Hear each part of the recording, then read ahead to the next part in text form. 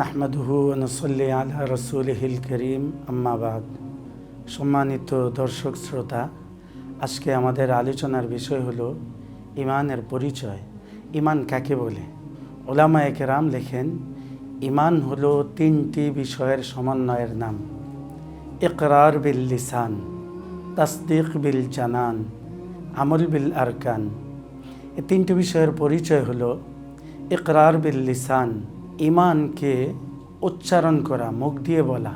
কিভাবে বলতে হবে? যে ঈমানের অর্থ বুঝে, কালিমার অর্থ বুঝে কালিমাকে পড়তে হবে এবং শুদ্ধভাবে পড়তে হবে। আমরা যদি অর্থ না বুঝে পড়ি, তাহলে ঈমানের মধ্যে আল্লাহ সুবহানাহু ওয়া তাআলা আমাদের কি শিক্ষা দিয়েছেন এবং ঈমান আমাদের কাছে কি দাবি করে সেটা আমরা বুঝতে পারবো না। এজন্য আমাদেরকে অর্থ বুঝে পড়তে হবে। দ্বিতীয়ত, যদি আমরা অর্থ না বুঝি, তাহলে আমরা ঈমান আনবো ঠিকই, কিন্তু ঈমানের যে দাবি আছে সেটা আমরা পুরা করতে পারবো না, কারণ ঈমানের কি দাবি এটা আমরা বুঝতেছি না। তৃতীয়ত, শুদ্ধভাবে পড়তে হবে। যদি কালিমাকে আমরা শুদ্ধভাবে না পড়ি, তাহলে হতে পারে যে আমাদের কালিমার অর্থই পাল্টিয়ে যাবে। যেখানে আমি ঈমান আনবো সেখানে ঈমান আমার চলে যাবে। যেমন লা ইলাহা ইল্লাল্লাহ, আল্লাহ ছাড়া কোনো মাবুদ নেই। এখানে যদি আমি এই যে লা, এটাকে টান না দিই, টান ছাড়া বলি লা ইলাহা ইল্লাল্লাহ, তাহলে এই লামটার অর্থ হবে অবশ্যই অবশ্যই আল্লাহ ছাড়া আরও মাবুদ আছে। বরঞ্চ এর অর্থ ছিল যে আল্লাহ ছাড়া আর কোনো মাবুদ নাই, লা ইলাহা ইল্লাল্লাহ। কিন্তু যখন আমি টান ছাড়া পড়েছি, লামের উপর জবর দিয়ে লা ইলাহা ইল্লাল্লাহ, তাহলে তাকিদ হয়ে গেছে, আরও গুরুত্ব হয়ে গেছে যে অবশ্যই অবশ্যই আল্লাহ ছাড়া আরও মাবুদ আছে। এই জন্য আমাদেরকে ঈমানের অর্থ বুঝে শুদ্ধভাবে ঈমান আনতে হবে, কালিমা পড়তে হবে।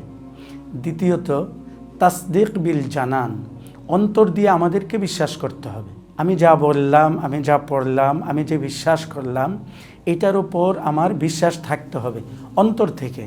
যদি আমি মুখ দিয়ে শুধু কালিমা উচ্চারণ করলাম, কালিমা পড়লাম, কিন্তু অন্তরে বিশ্বাস না থাকে, তাহলে আমি ঈমানদার হতে পারবো না, আমি মুসলিম হতে পারবো না। কারণ আমরা জানি তারিখ থেকে, সিরাত থেকে, যে আবু জেহেল নিজেও স্বীকার করেছে, যখন তাকে গোপনীয়ভাবে জিজ্ঞেস করা হয়েছে যে মুহাম্মদ সাল্লাল্লাহু আলাইহি ওয়াসাল্লাম যেই কালিমার দাওয়াত দেন, যেই দ্বীনের দাওয়াত দেন, এটা কি সত্য? তার উপর যে কুরআনুল কারীম অবতীর্ণ হয়, এটা কি সত্য?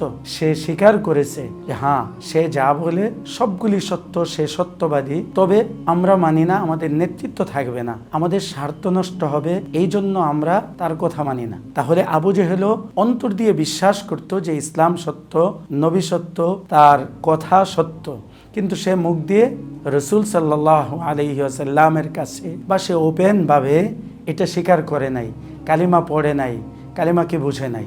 সে অন্তর দিয়ে বিশ্বাস করা সত্ত্বেও সে কাফেরই ছিল।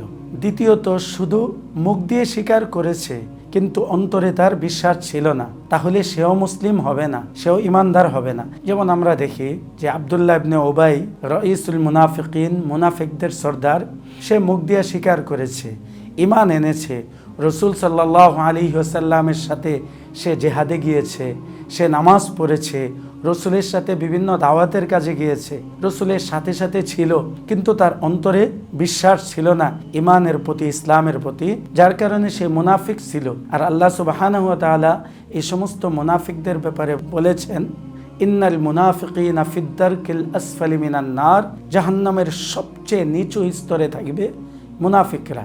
তাহলে মুখ দিয়ে স্বীকার করে যদি অন্তরে বিশ্বাস না করে, তাহলে সেও মুসলিম হবে না, সে মুনাফিক থাকবে। তৃতীয়ত, সে অন্তর দিয়ে বিশ্বাস করেছে, মুখ দিয়ে স্বীকারও করেছে, কিন্তু সে আমল করে নেই, তাহলে তাকে বলা হবে ফাসিক। সে মুমিন হবে, মুসলিম হবে, কিন্তু তাকে ফাসিক বলা হবে। ফাসিকের জন্য জাহান্নাম, আখিরাতের শাস্তি নির্ধারিত আছে। কিন্তু কিছু কিছু আমল তো এমন আছে যেগুলো সে লাগাতার ছেড়ে দেওয়ার দ্বারা সেও ঈমান ছাড়া হয়ে যায়, বেঈমান হয়ে যায়। যেমন হাদিসে পাকের মধ্যে আল্লাহ রাসূল সাল্লাল্লাহু আলাইহি ওয়াসাল্লাম বলেছেন, মান তারাকা সালাতান মুতাআম্মিদান ফাকাদ কাফার, কোনো ব্যক্তি যদি ইচ্ছা করে সে নামাজ ছেড়ে দেয়, তাহলে সে কুফরি করল। তো আইম্মায়ে কেরাম, আইম্মায়ে আরবা'র মধ্যে তিনজনই বলেছেন যে নামাজ ছেড়ে দেওয়ার দ্বারা কুফরি করেছে, মানে সে কাফের হয়ে গেছে। আর এক ইমাম বলেছেন তার কুফরি হয়েছে, বাকি কাফেরের যে শাস্তি, মুরতাদের যে শাস্তি, সে শাস্তি হবে, কিন্তু সে কাফের হয়েছে এটা বলেন নাই। আর আমাদের ইমামে আজম আবু হানিফা রহমতুল্লাহ আলাইহি বলেছেন কেউ যদি নামাজ ছেড়ে দেয় সে কুফরি করলো, তবে সে প্রকৃত কাফের হয়ে যায় নাই।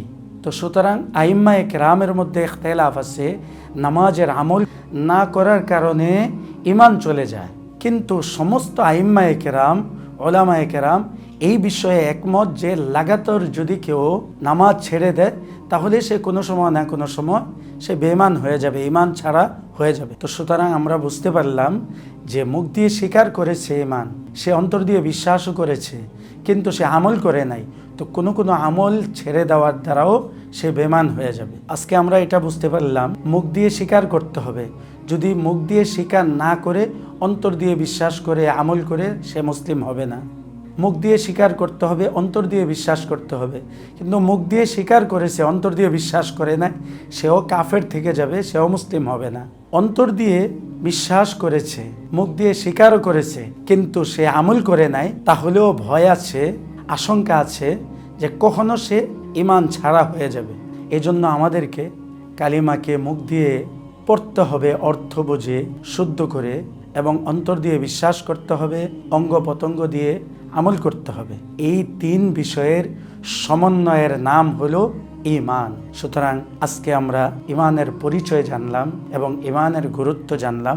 আগামী পর্বে ইনশাআল্লাহ আমরা ঈমান এবং ঈমানের যে দাবি তাওহীদ, এই তাওহীদ সম্পর্কে ইনশাআল্লাহ আলোচনা করব। আল্লাহ তাআলা আমাদেরকে তৌফিক দান করুক। ওয়া আখিরু দাওয়ানা আলহামদুলিল্লাহি রাব্বিল আলামিন। আসসালামু আলাইকুম ওয়া রাহমাতুল্লাহি ওয়া বারাকাতুহু।